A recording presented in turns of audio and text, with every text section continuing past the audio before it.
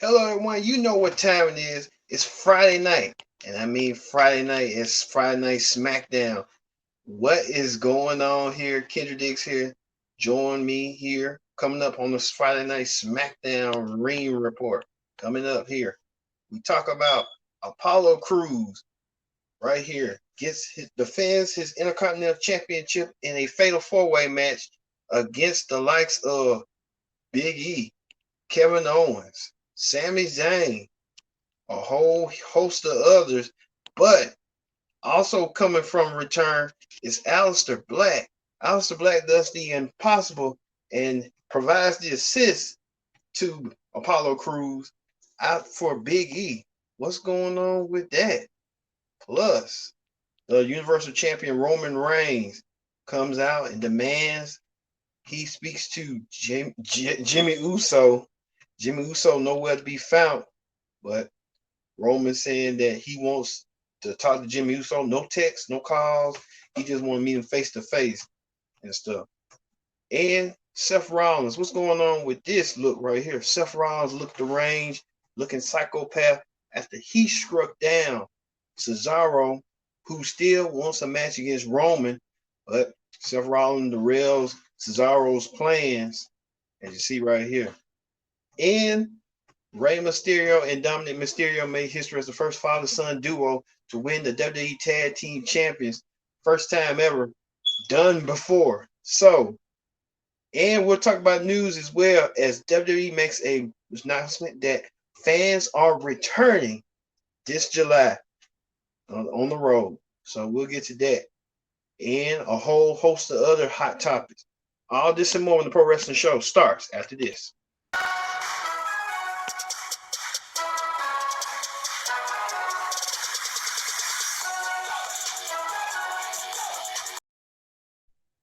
Hello, everyone. Welcome to this edition of the Pro Wrestling Show. I'm your host, as always, Kendra Diggs here.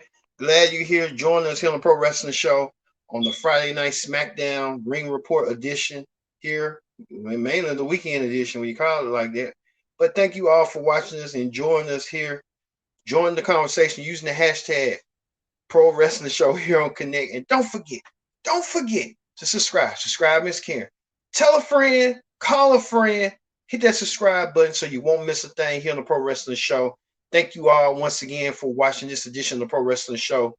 We are enthralled a lot, so thank you again. So we got a lot to get to, even more reports that Velveteen Dream, his latest release from the company. Now, a lot of people are saying that he should have been released a long time ago, but we'll get to that later on Hot Topics. All right, let's get to the SmackDown Ring Report. On the SmackDown Ring Report, SmackDown kicked off with a parade of champions. They all was in the ring, not in the ring, but by the stage, as you see right here. Women's champion Bianca Belair, tag team champions, new tag team champions, Rey and Dominic Mysterio, new women's tag team champions who won last week on SmackDown, Natalya and Tamina, coming off their win from Nia Jax and Shayna Baszler. And also in that parade of champions, conspicuous by his action, the incomparable Intercontinental Champion Apollo Crews. Sonya Deville gave a parade of champions roll call for the night as she kicked off SmackDown. But there was one person that was missing. And you know what I mean, one person that was missing. Where was the whereabouts of Universal Champion Roman Reigns and his advocate Paul Heyman? Well, Paul Heyman came out there and addressed the elephant in the room, saying that Roman Reigns is the premier champion and he's the top champion of SmackDown, which is kind of right. He is the top champion of SmackDown. He is the number one man on SmackDown. He is the show SmackDown. He says SmackDown is his kingdom, his show, his way of being. Roman Reigns felt like he didn't have to participate in coming out there. So he sent out Paul Heyman to be his representative in the parade of champions. Speaking of that, former SmackDown Women's Champion and former challenger at WrestleMania Backlash to Bianca Belair's title, Bayley came out there and addressed all the champions, dressed all of them, including Apollo Crews. Said good things about Apollo Crews, but said bad things about the rest of them. Well, Bayley, the former bitter champion, won a rematch, and she demanded that she need to be crowned the SmackDown Women's Champion rather than Bianca Belair.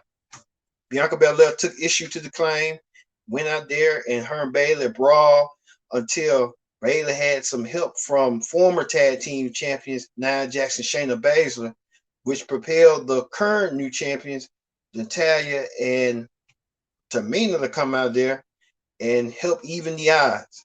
Well, the odds did get even as it was a 6-woman tag team match kicked off the show where Bianca Belair teamed up with Natalya and Tamina, the new SmackDown tag team champions, along with the women's champion. The champions on one side against what they call the babyface champions went against the challengers and former champions. Bayley teamed up with Nia Jax and Shayna. Well, you see right here, the Tamina giving Bayley a super suplex, a vertical suplex, as you see right there. But at the end of the match, it was a highly competitive match. Don't get me mistaken.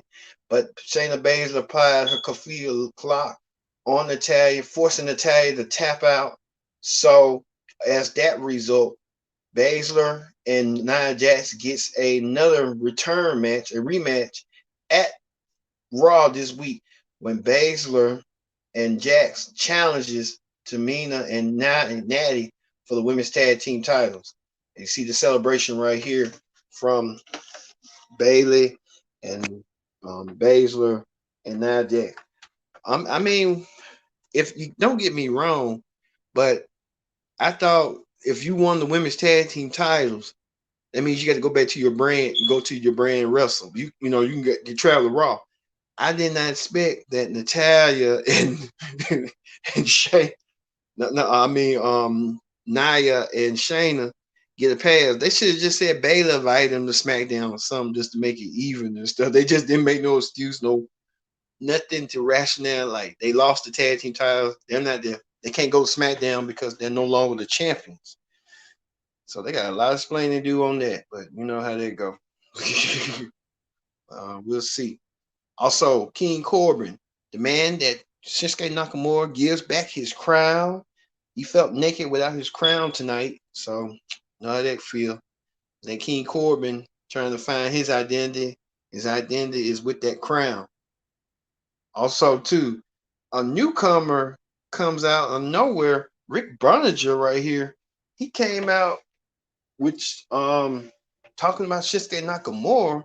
So I guess he's gonna be Shinsuke Nakamura's hype man or some playing the air guitar music. And next thing you know, he come out there playing Nakamura's music.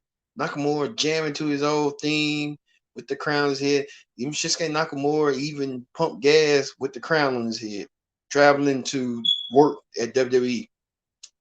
It's kind of weird, but it is what it is. Also, too, Nakamura went one-on-one against King Corbin. Guess not for the crown, but just for a non-title match. Guess things didn't look up the pair and stuff with it. You see Nakamura taking a power bomb delivered by King Corbin. Nakamura even reversed it right here into a code breaker. And you see the excitement right here. Even Pat McAfee standing up on his feet on the announced test. I think Pat McAfee got accustomed for just standing up all the time. Rick Brunninger just standing with him. And Michael Cole calling the action. Well, Shinsuke Nakamura won. So you see right here, Shinsuke and Rick Brunninger, his new hype man for SmackDown. So in good standing, good morals. Also, we heard from the Universal Champion Roman Reigns. He made a rare appearance on SmackDown. As you see from a far side, you see Paul Heyman, Nakamura, Paul Heyman, Reigns, and Jey Uso coming out there. See more right here. Roman Reigns is coming down to the ring, making his entrance. Roman Reigns talking about he wants to hear from Jimmy. Jimmy didn't come out there, but instead, Reigns' former challenger, who challenged him at WrestleMania Backlash, Cesaro did. Cesaro saying that he wants a shot the Universal Championship by any means necessary, and how he will get it, we don't know. How far he'll go. Also, you see right here, by Cesaro wanted a shot. Roman's former Shield buddy, Seth Rollins, came out there and did a sneak attack and attacked Cesaro from behind, and he did so while Cesaro didn't look for him or search for him. You see right here, Rollins delivered the curb stomp multiple times on the padded floor, even on the rail, on the rampway. So you see right here, you can tell, look at that deranged look on Seth Rollins' face. Seth Rollins means that this is not over yet. He felt he wants to get revenge at what happened at WrestleMania, where Seth Rollins was embarrassed by Cesaro. Seth Rollins said he blames Cesaro for the weather delay and losing the match. I mean, we get WrestleMania had a weather delay, but how can you blame Cesaro? If you lost, you just lost. Lost by the bell man. Did you cost him the Universal Championship? After the match, you want to attack him? Come on, man. That's just you are deranged and crazy. And he's obsessed with just beating up Cesaro and making a point for his own sick, perverse way. So I don't get it. But he also made a rare, wacky appearance in the bump where he acts like he was in, I don't know, it was just weird. He had glasses on in the robe.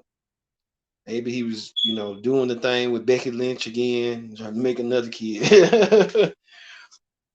Also, too, former tag team champions, the Dirty Dogs, Bobby Roode and Dolph Ziggler, came out there and dressed the new tag team champions, Rey and Dominic Mysterio.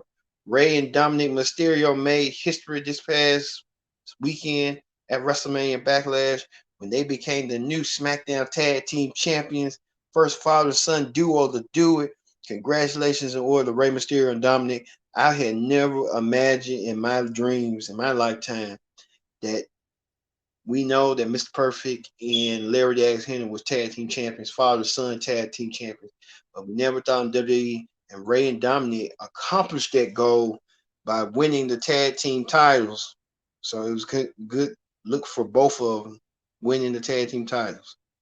Well, Dominic Mysterio was in action against Bobby Roode. Bobby Roode was talking about Dominic was privileged and had it his way, and he didn't have to work hard that Rey did.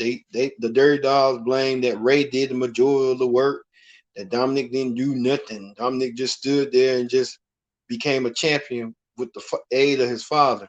But Dominic saying that he's going to prove folks wrong.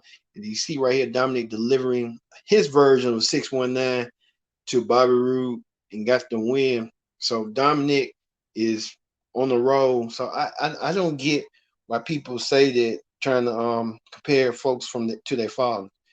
Dominic's coming on his own, so we have to see how Dominic fares in this way, in this form, this fashion. So I can't knock Dominic. Dominic's growing, he's learning. He had his first match at SummerSlam last year against Seth Rollins.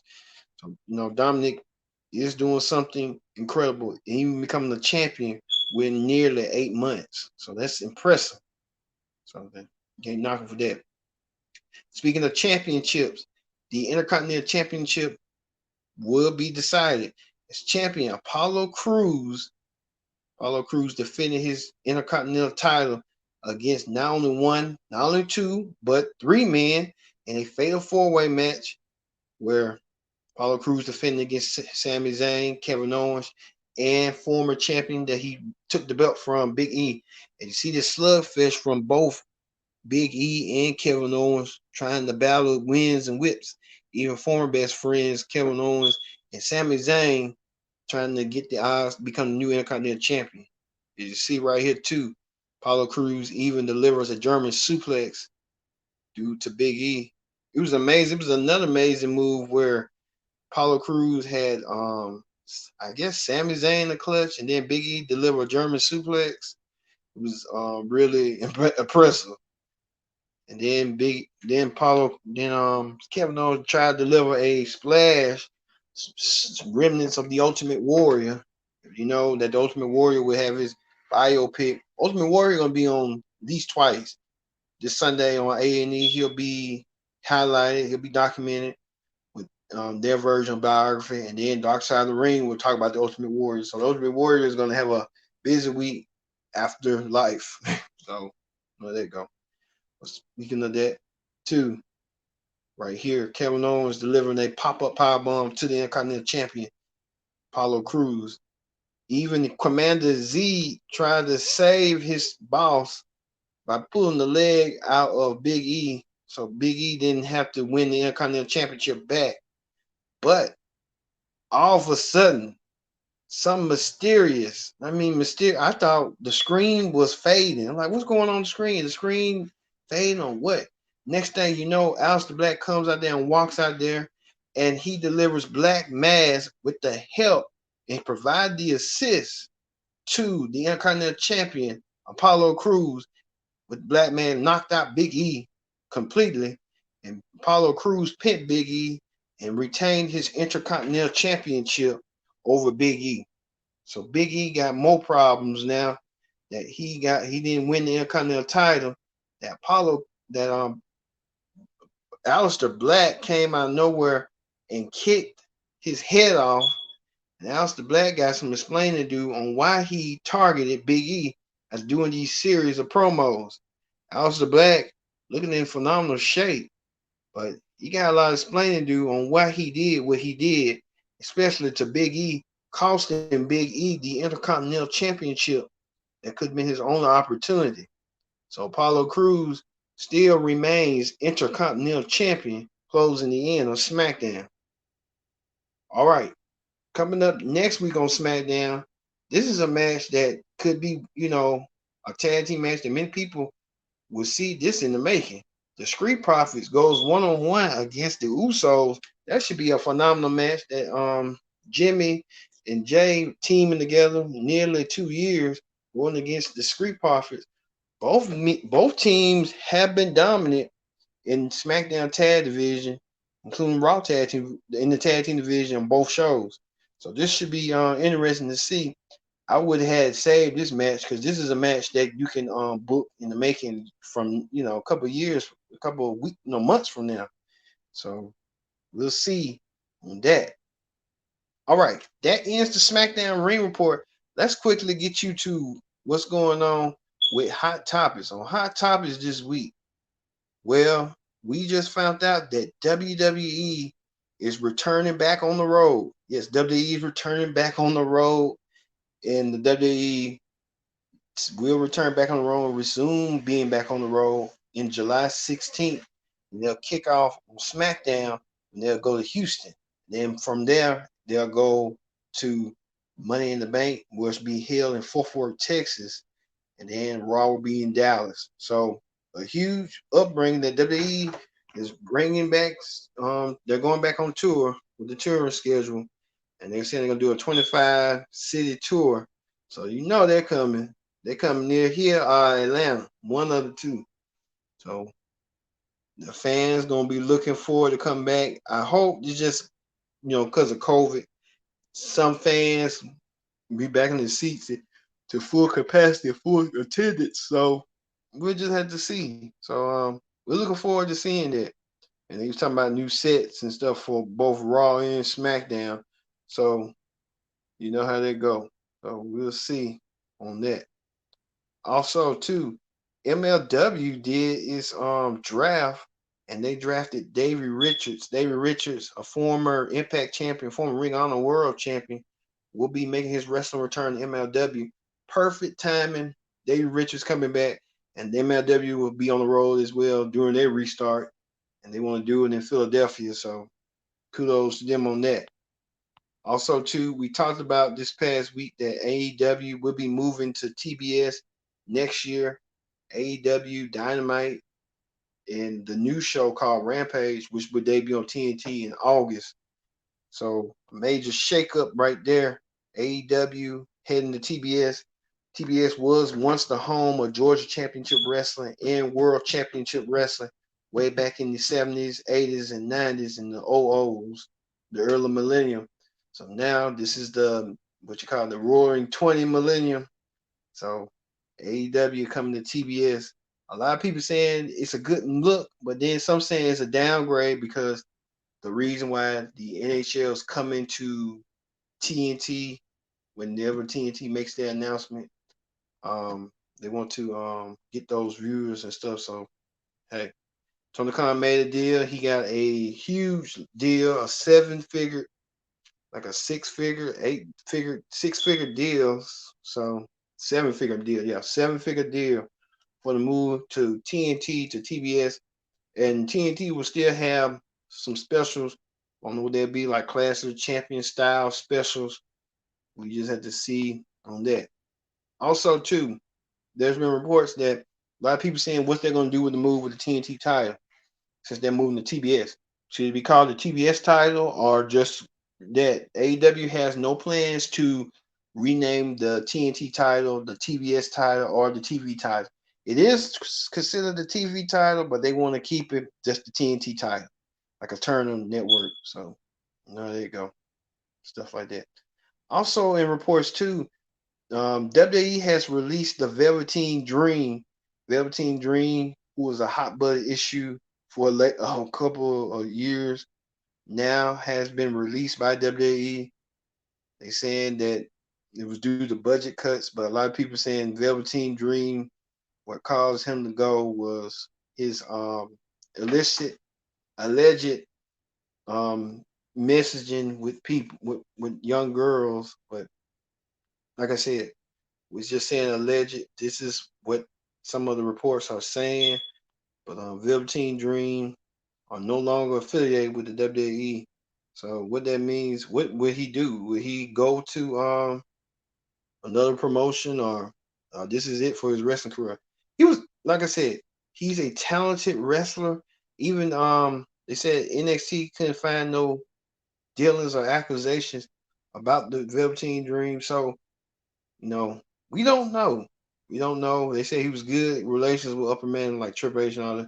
Probably Triple H liked him, and Triple H didn't want to let him go. But since he had too many skeletons tied to him, they had to let him go. So um, we don't know what's next for Velveteen Dream.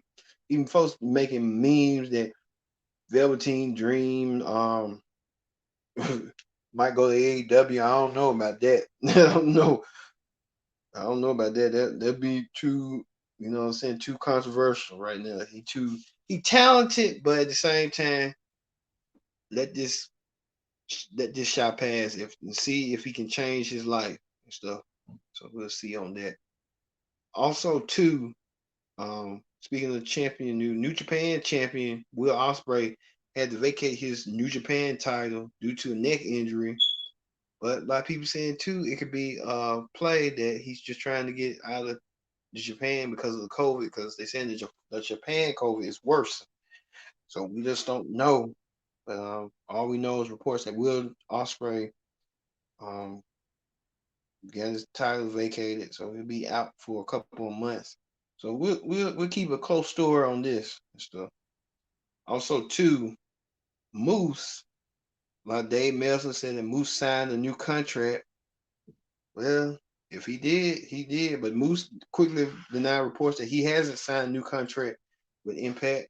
Impact's trying to get him to sign, but Moose is no more contender for the Impact World title. It'll be perfect for Moose to sign and get the title and become the face of the promotion, like he should have been years ago. So we'll just wait and see. Moose even hinted that he might go to NXT, if you know what I mean, but it's just that. Like I said, Moose, Moose, Moose. So we'll see what Moose's decision gonna last. All right. Thank you all for watching this edition of Pro Wrestling Show. We talk about the SmackDown Ring Report. We got you up to date on what's going on with SmackDown. Tune in next week on SmackDown as first time ever the Usos take on the Street Profits in a good tag team instant classic and stuff. And why did Aleister Black did what he did, we'll find out hopefully next week on SmackDown on why he kicked Big E's head off and cost Big E the Intercontinental title. Ooh, He gonna have a lot of he gonna want to demand something from Aleister Black. I hope Aleister Black does so. All right, y'all. Thank you for watching this edition of the Pro Wrestling Show. I've been your host, Kendrick Dick, saying so long, and we'll see you next week for another edition of the Pro Wrestling Show. See you later.